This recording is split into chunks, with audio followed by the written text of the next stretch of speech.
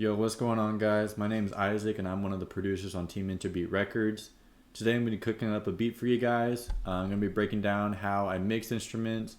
I'm also going to be showing you how to layer sounds properly and to fill out the EQ as much as possible. I don't really have a type beat in mind. I guess if you wanted to put a type beat on it, maybe be like a Polo G or Juice WRLD type beat. For the most part, I'm just going to be trying to catch a vibe, which is what I do with most of my beats. So I'm going to be going for an ambient melodic guitar type beat. So let me go ahead and break down to you the first instrument that I got up here, which is from a one-shot kit. It's from Kingdom Band's Eclipse one-shot kit. I highly recommend this one-shot kit. It's got some great sounds. I'm going to go ahead and show you what this guitar sounds like dry. This is also MIDI that I pulled in from a MIDI pack that I can't exactly remember. I just dropped it in and before the video started recording, so let me go ahead and play this 4-bar loop for you guys.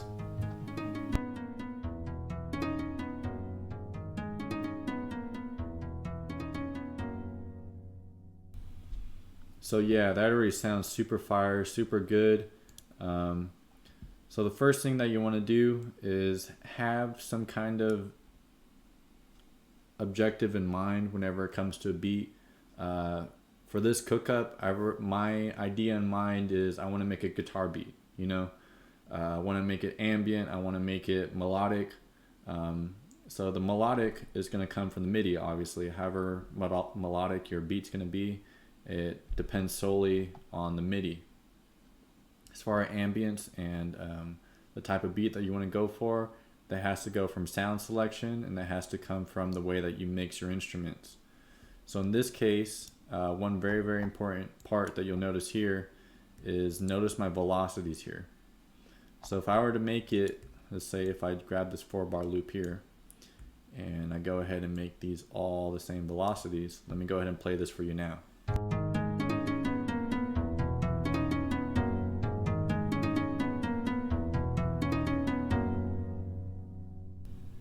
So yeah, you already notice that it's very static. There isn't much dynamics going on, and a great way to fix that, or a great way to just already add some dynamic to a melody, is after you got your MIDI rolled out. I'm gonna go ahead and Control Z that, but what you normally would do is go ahead and hit Alt and R, and here you have your velocity knob and your pan knob. Just give a little bit of pan, don't be too generous with it, or else it's gonna sound you can tell whenever things are panned out too much. You just want to have a little bit of panning, so that way your stereo image is set from left to right, and it makes it a bit more of a good experience for the listener. Here on your velocity knob, same thing as well for the pan knob. Don't be too crazy with it. I'd say maybe take it around 30 to about 15%. Don't go any more than 30 really, or else some notes are really going to be piercing through the mix that are going to be hard to take out with an EQ. So you want to be very careful on not being too generous with the pan or velocity knob. Don't mess with the rest of these knobs, so don't worry about that. I already did that to the MIDI here, so I'm going to go ahead and X that, but normally you would just click accept here. So now, as you already heard, now it sounds a little bit more dynamic.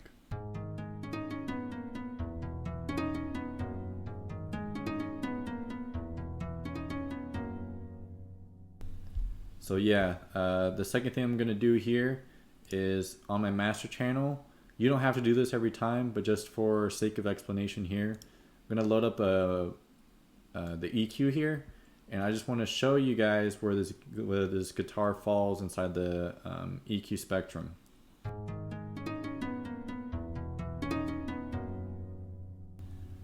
So this guitar one shot, and guitars usually in general are really good about filling out the EQ by themselves. So it's a great thing about guitars, because that means with your sound selection you don't have to be layering maybe 4, 5, 6 sounds. You can maybe pick around 2 or 3 other instruments to help out the guitar, but guitars are usually very strong on their own. But even though it is filling out the EQ, which is a good thing, now it's going to be cleaning up the EQ. So over here in my mixer channel, I'm going to go over to guitar, click on its EQ, and you can already see here that I did a high pass around 70 hertz here. So all that you would do is that normally if I click default here, I immediately start off by cutting out the lows. So I go here to type, to high pass, click that, and then on order I like to go to steep 8. Now steep 8 just really cuts out a lot of that lows out immediately, so that way you don't have to be worrying about anything leaking in outside of it. So I cut it around 70 hertz. On the second EQ here, I just like to duck down a little bit more on the lows, that way the kicks and the 808s can come in and pierce through that mix even better. And then the second thing I'm going to do here is grab this 7 here, I'm going to low pass it. And the reason why I'm doing that is because you do want to get rid of some of the highs, so that way your hi-hats and your claps and sometimes the snares will come in and they'll sound extra crisp, they'll sound extra hard whenever they come in. So I'm going to go ahead and cut out some of the highs there. I don't like to go too far into it because highs do really make melodies sound pretty good.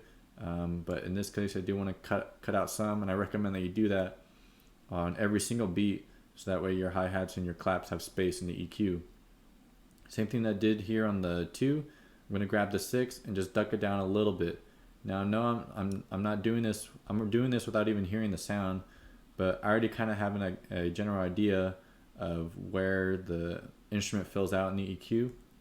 Now if you're new to mixing, or if you're just getting into producing and you're trying to get a clean mix, I would just say start off by EQing using your ear, and only subtract, guys. Only subtract if you're just starting to learn to get into mixing. By subtraction, that means don't grab the 4 knob and boost it here, or don't grab the 3 knob and boost it here because your bass head or whatever. Just subtract. Just start off with subtracting, and I promise you that if you just learn how to subtract properly, then later on you can start to hear and be like, oh, okay, I need a boost just a little bit here. Sometimes not even instruments don't even need boosting sometimes, but I would just say if you're starting off with mixing, just learn to subtract first, okay? Now, I'm not even going to boost anything here in the EQ. I'm only going to subtract because I got this second plugin here that is some secret sauce, guys. It's called Fresh Air. You guys really need to get this plugin. When I got this plugin, it was free. Last I heard, it is still free. It is a great plugin. It does a great job at boosting the mid-high frequencies and the high frequencies. I know you're probably wondering, like, why would you do that if you just cut them out? Because eventually the melody is going to need some help. After this subtraction here, once all the other instruments comes in, this plugin is going to do a great job of making that melody come out in the mix. So whatever frequencies that I did leave that is left here, which is all inside this EQ here that I created, this new EQ that I created, it's going to boost what's the most important sounds here in that instrument. So let me just go ahead and demo it for you guys. So I'm going to go ahead and bypass a plugin. This is without it playing, okay? This is it just EQ'd.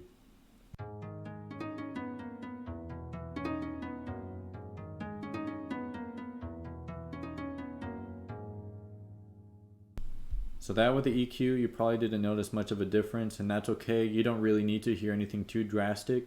But here with the Fresh Air plugin, you're going to really hear what it sounds like. So I'm going to go ahead and bypass it right now, turn it off.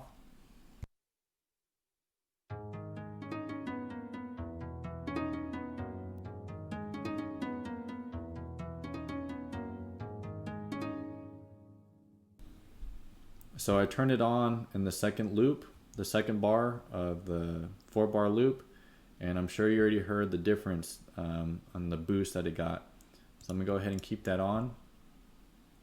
So now I'm going to show you the second instrument that I got loaded up here. So a great way to make your melodies sound full is to always layer your sounds. Now with layering, you don't just want to simply just copy and paste stuff over and then click play and expect it to sound good. Depending on the instrument that you got loaded up, in this case I have an ethnic flute, same thing from that one-shot kit. Let me go ahead and turn off the halftime that I got on here. But so this is it copied and pasted in the same octave as the guitar.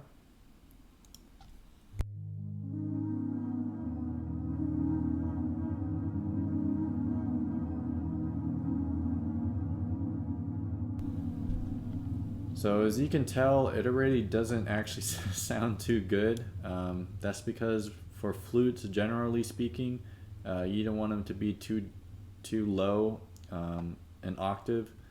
Usually flutes sound much better an octave higher. So all I did there was click Control and up, and it brought it up an octave. So I'm going to play it for you guys now.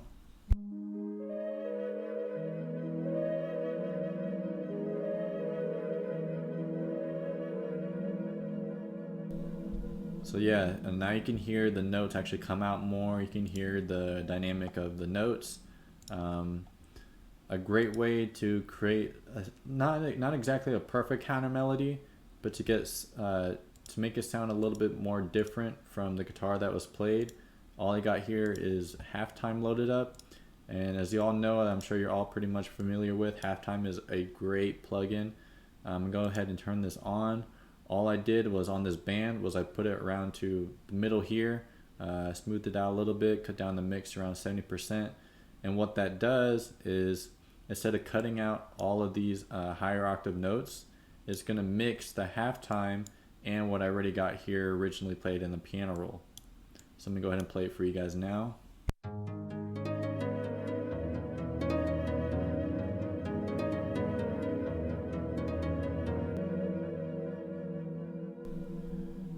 Okay, so with sound selection, guys, it's really important that you find sounds. I guess you could use your ear for it, but if you want an even more practical or technical trick with instruments, pick any instrument that you think is going to sound good to your ear already, that you just like, and then check it in the EQ. Always check in the EQ. So in this case, got the flute playing, right? And you can really see that it's dominating right here in the 100 Hertz to around the 500 Hertz frequency range. Now if I look at my guitar, hold on.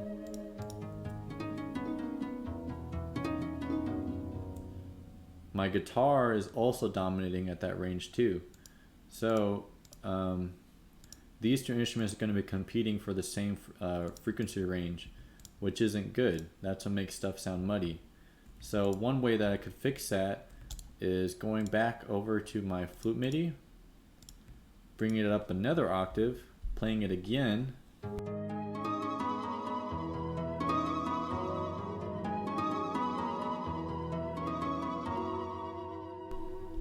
So now the flute sounds really obvious. Now it's sounding like it's standing out too much. It's okay, we're gonna fix that with some EQing.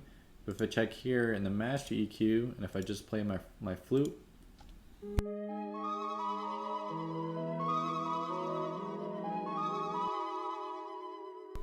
now you can see that the flute that was once dominating here in the 100 to 200 Hertz range has now moved up to around the 500 to 1K Hertz range.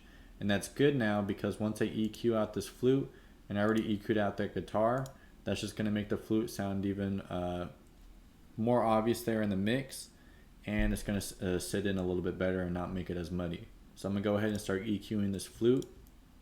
Go over here, load up a EQ.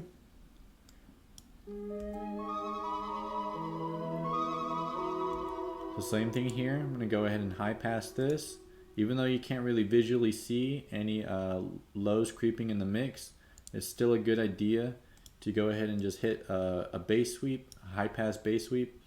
So that way, in case there is any bass frequency range, which there is going to be, it's just very subtle, it's still going to cut that out.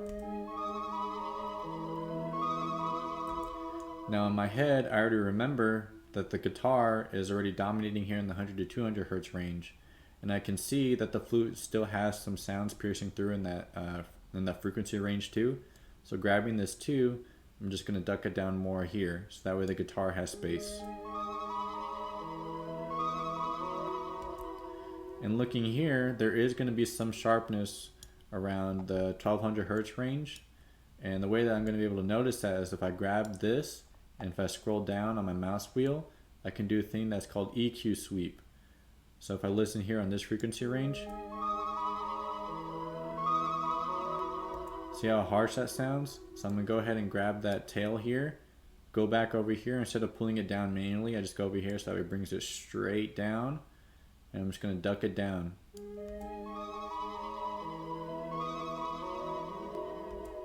I'm actually going to move a little bit more over to the left, bring it a bit of spike down.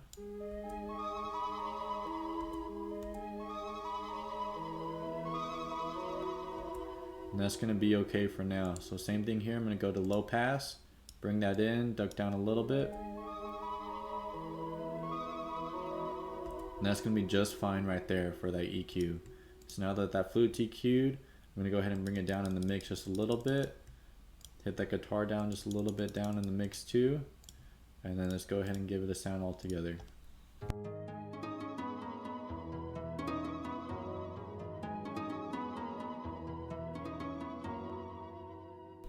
So there we go. We got 2 instruments loaded up here already. And the best thing you can do for any melody is don't think more, think less. So instead of me stacking 7 to 8 sounds here, thinking that more and more and more is going to make it sound better, always try to keep things simple. Don't try to overthink things. I might only get maybe one more sound here loaded up, maybe like a pad or something else to just load up some chords up here. But besides that, this main melody is pretty much done. Might just find a counter melody too. And then that's going to be it for the melody for the beat before we get into the drums.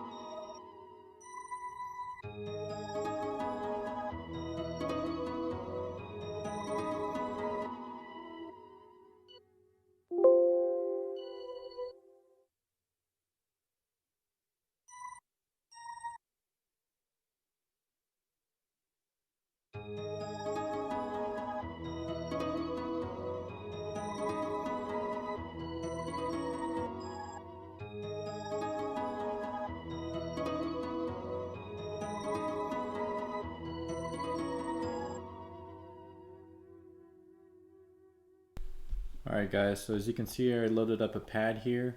All I did is I followed these ghost notes for the chords. I just did a simple, I don't like to do chords too much where it's like this. To add some movement, I just like to space out the chords just a little bit. And it sounds really good with guitars too, so don't be afraid to strum out these chords like this. The next thing I'm going to do here is grab my little paintbrush here and just create some dynamics with the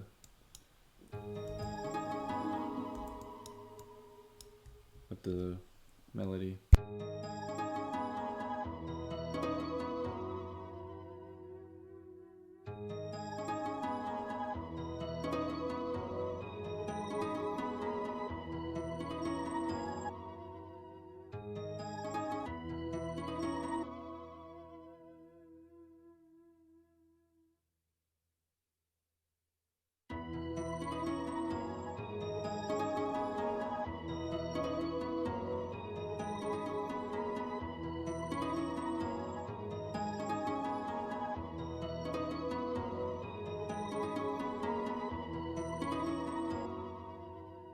So there you go. I'm just using my ear for this part, but following just how the guitar is progressing, I just made the notes kind of escalate towards this way to add some dynamic that way. Same thing with this separate chord. This one here, I wanted this G to hit hard on the down note, so I brought that one up and then kind of just like did an opposite pattern that I did for these, just by bringing it up like that. And then with these 3 notes, to make it trail a little bit more towards the end of the 4-bar loop, is I just descended it down, just to add some dynamics that way too. And then as you can see, after that, I just copied and pasted it over 2 more times. And now I got my loop set. I'm gonna go ahead and go back over to that pad, click Control L with this green bar highlighted, and that sends it straight into the mixer track. Go ahead and crank it down just a little bit, grab my EQ again.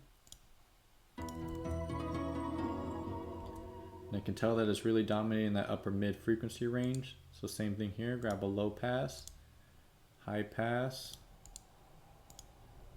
Now I'm not gonna be, actually I'm going to be generous with this high pass here and bring it all the way out like this. Don't really have to worry about this 2 knob more anymore here. You can crank that down there.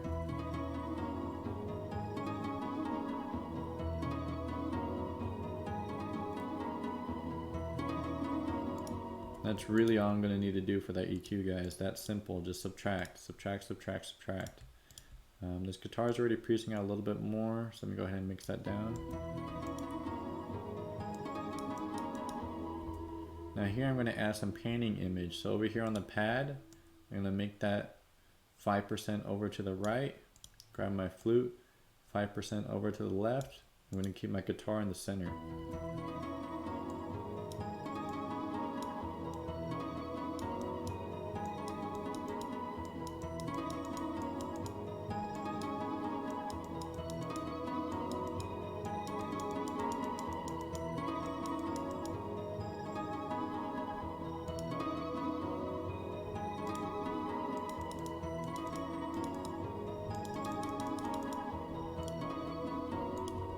So there you go, that already sounds really good right there.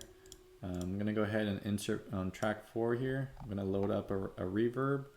One of my favorite reverbs here is called Reverb. It's a plugin by Waves. You can use any reverb plugin you'd like. I'm going to go over here. Let me find Spacious Ambience. This is one of my favorite presets for that pack right there. So I'm going to go ahead and grab all these instruments, link that to the reverb channel.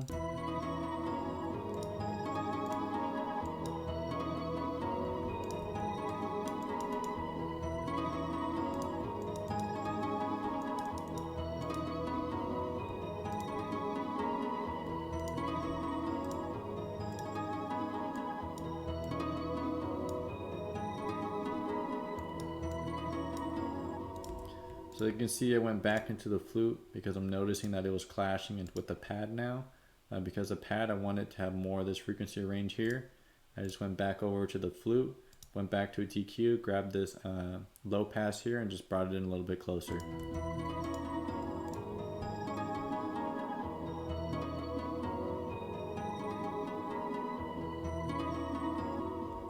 And that's the melody right there, guys. So there we go. Now I've got my loop set up. Go ahead and delete all those. Come over here. Click normalize. Send it to the track and bring it down.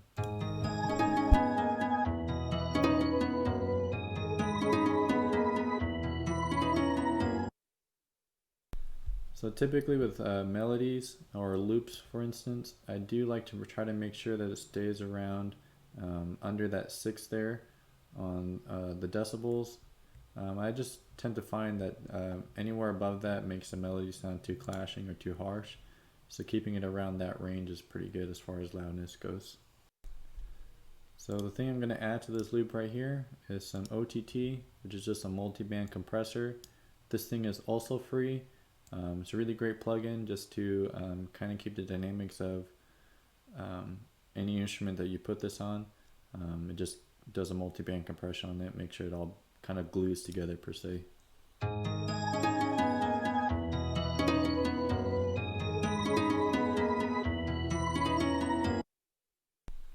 Second thing I'm going to add is Ozone Imager. I believe this plugin is also free. I'm going to go ahead and click stereo eyes there. Bring it up a little bit and then just see the width.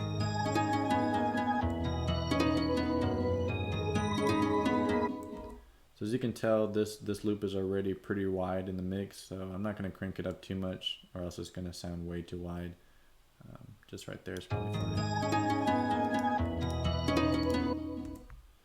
Go back over to here. This is my reverb channel again.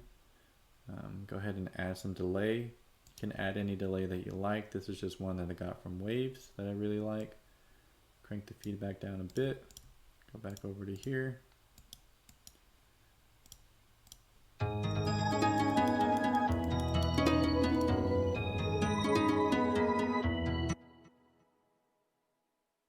And now lastly, the thing I'm going to add is RC20.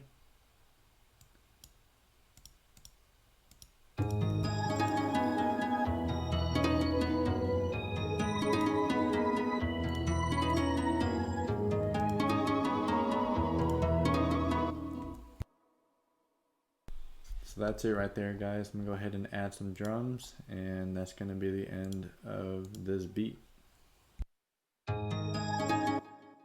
Oh, and by the way, go check out my new drum kit. Link is gonna be in the description below. We got a bunch of 808s here, claps and snares. We got some drum clap and hi-hat MIDI, just all that good stuff. Go check it out, link in the bio. It is currently on sale for around $15, I believe. So very, very cheap drum kit. Go cop that new drum kit, and all of the drums I'm going to be using for this beat are going to be from this kit too.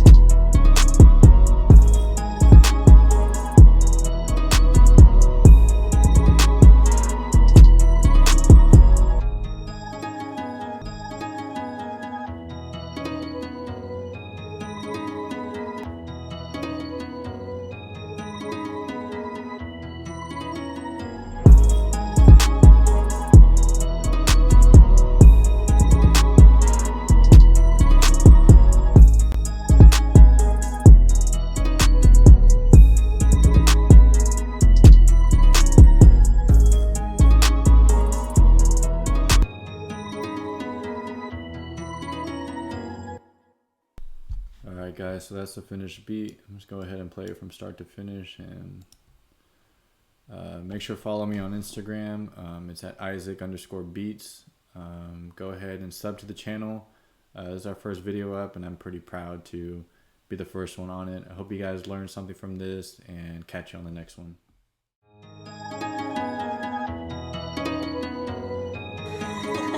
Isaac, it's been a minute.